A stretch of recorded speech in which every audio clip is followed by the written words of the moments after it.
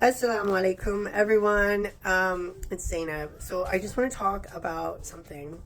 So Muharram, the month of Muharram, is coming up in 2 or 3 months, and we Shia, we always get asked by the non-Shia community about a particular tradition that some Shia take part in during the month of Muharram. Specifically during the first 10 days of Muharram, called Ashura. Where, I mean, it's like, so I'm just gonna put it out there. It's self-flagellation. And there are more extreme, like the more extreme version of it is when certain individuals who choose to do so, cut themselves with knives and stuff. And they do it usually during a festival, but it's like not the kind of happy, celebratory kind of festival. It's the mourning, sad, more kind of overtaken with anguish, feelings of anguish kind of festival. Because it's done because at that time we're mourning our Imam, our third Imam, Imam Hussein, who was martyred on the day of Ashura of Muharram, on the banks of Karbala, which is in modern day Iraq. And he and 72 or 73 people of his family and companions were martyred by Yazid and his army, who did it because they refused to pay allegiance to the Umayyad Caliphate at the time, because they were tyrants. So basically, he was martyred. They were martyred brutally over a 10-day period of siege. They were under siege. They were prevented from accessing water. They had no food, no water. They were in the desert. The whole story is just so heartbreaking that every year we mourn in our own way the death of Imam Hussein and his family and his companions, because the whole circumstance of it is so painful to remember, that most of us cry a lot during this time, and we cry not just for Imam Hussein but for every member of his family that was martyred during those times, those days. I think most of them were killed on the 10th day, but they were under siege for the first 10 days of Muharram, and then the battle commenced on the Ashura, and then that's when everyone kind of died. The survivors, of course, there were survivors, mostly women and children, and Imam Hussein's son, alayhi salam, Imam Ali Zain al-Abidin, the fourth Imam, survived as well, because he didn't partake in the battle because he was ill at the time. But Yazid captured the survivors and those who didn't fight in the battle, such as many of the women and the children. Imam Hussein's daughters, his sister Zainab alayhi salam, were captured and made to walk through the desert all the way to Kufa, and paraded through the streets of Kufa. The women's hijabs were stripped off of them, and they were exposed and then made to walk through the streets of Kufa, along with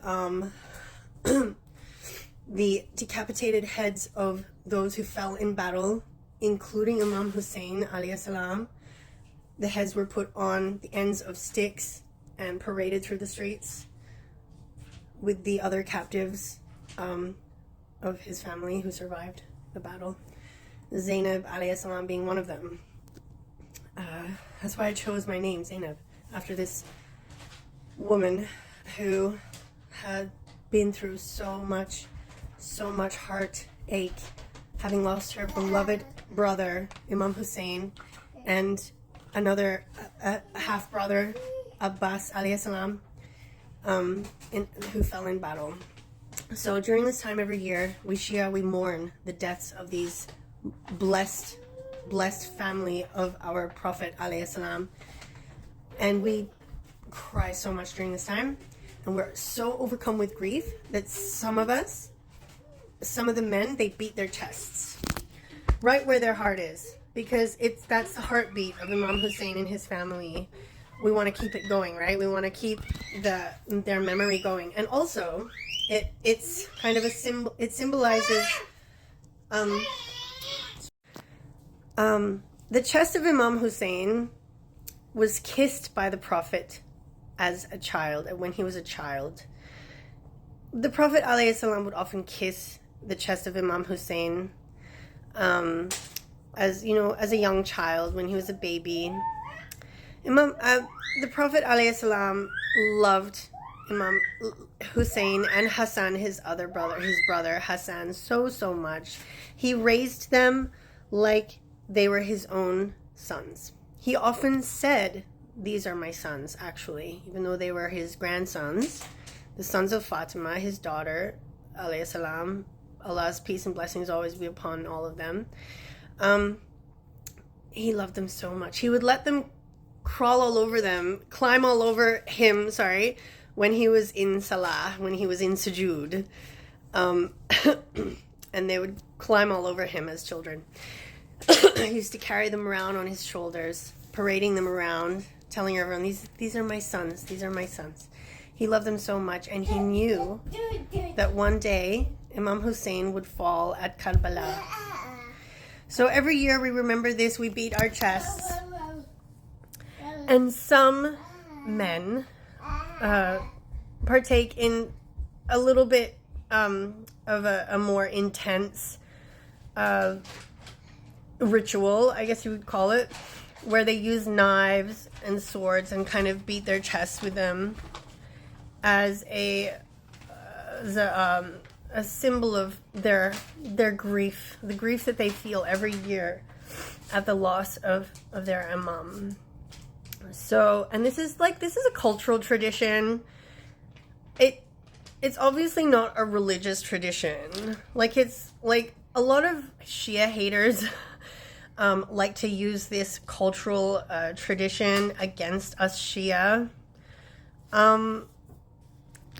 But it's a festival. It happens at a festival. There's a select few men who do it as a kind of performance, as a symbol to symbolize their grief. And it's a festival. It's not. We don't have a word for it in English. The closest word for this kind of event is that when it's translated into English is festival, even though that doesn't really describe what it is, because festival to us in English means something festive, right? Something happy, something joyous. Whereas this kind of festival is different. We're gathering together as a community to mourn one of the most favored by Allah's people in the history of Islam. Anyways, so that being said, like I said, it's not a religious tradition. It's not a religion, but it's a cultural tradition.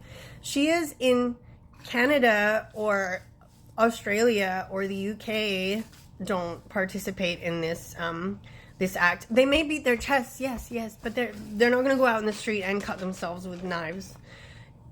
Because it's a cultural tradition that happens in specific parts of the world by a minority group of Shia.